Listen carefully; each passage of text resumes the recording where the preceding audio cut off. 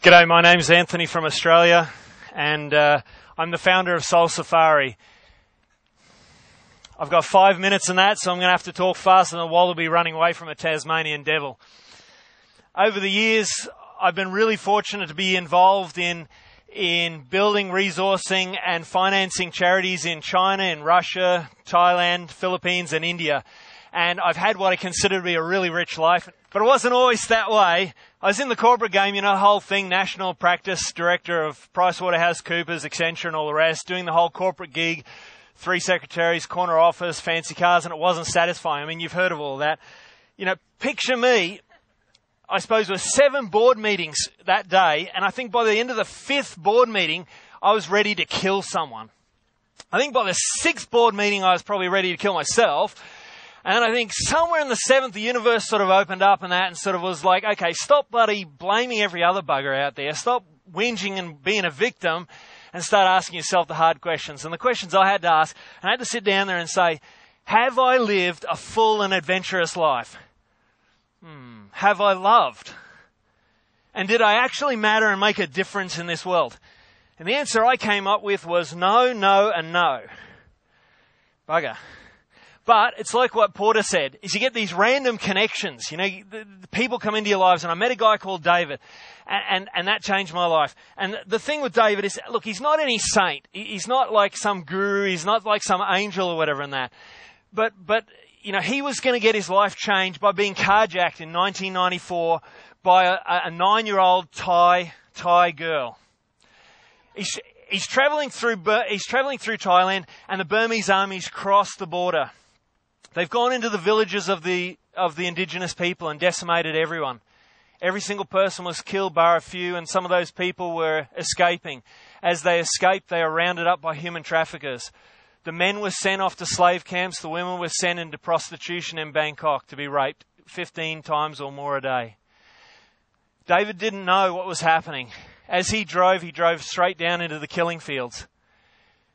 There was a 9-year-old girl and a 7-year-old brother who had 4 children with them.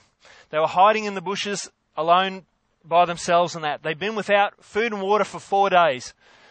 They were delirious because of that, and one of them, the girl, had a daytime vision. If there was a man who had no colour in him, it was like the colour had drained out of him, like they'd never seen white people before, then he was going to save them. He was going to take them to safety. And so when he came down into the killing fields, they ran out, they stopped him, and the little brother is shoving the 4 kids into the back of the pickup truck. He had no idea what to do. And the question I suppose I have is, what would you do? Let me tell you what David did. The first thing he did was he used his money and he got them food and he fed them. The second thing he did was he used his network of friends and that to make sure they got to a safe location in Thailand. And the third thing he did was he got onto his list of people and he let them know, and he raised awareness. And that's how I got involved. And when I got to Thailand, he had 23 children that he'd saved that he was trying to feed, trying to clothe, trying to school, and trying to love. What I saw when I got to Thailand was this guy had a big heart, but he didn't have any leverage at all. And so what I did was, the only thing I could do is I picked up one of those handy cam things. I started filming what he'd done where they built some bamboo huts. I started to film when they're making the little meals and that with little pieces of bamboo, trying to cook the rice and things like that. I had to come up with a creative solution. I used some sort of photo editing stuff I'd never done before, and we pitched it to Rotary. And Rotary absolutely loved it. They were absolutely fantastic. They listed us on the international projects list of their projects.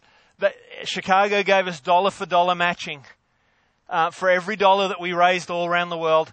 And we raised in the first 2 years $1.5 million. We were able to with that, to buy land, to build dormitories, to build classrooms, to have teachers, to build gardens, to build plantations, to do vocational training and all the rest. And it wasn't until I was at a mastermind here in the United States, and I was sitting with some guys, like, really clever guys who'd, invented MySpace and all sorts of stuff like that. And, that's the thing before Facebook. And And, these guys are really clever guys and stuff like that. And I really valued what they had to say. And they wanted to get involved once they found out what we're doing. And what I realized is, here's one guy, and he's rescuing 23 children. And when one other guy comes along, then we can rescue 517 children. So what would the impact be if 12 of us got together and we put all our smarts and our heart and everything that we had, and what difference and what impact could we be? So the question that we realized that there were 5 obstacles to people doing their own soul safari. The first one is, where do I go? The second one is, who do I do with it, and who I do with it on the ground. The third one is how do I launch and complete a project in a foreign country. 4 is, how do I make sure that the money gets to the people who it needs to get to. And 5 is how do I get a tribe of like-minded people who want to come with me and make that happen. And that's what we do in Soul Safari. I don't know what your Soul Safari looks like, and if you already have one, please come and talk to me, because I'd love to talk to you and see how we can work together. And if you don't have one, I'd like to extend an invitation to you guys.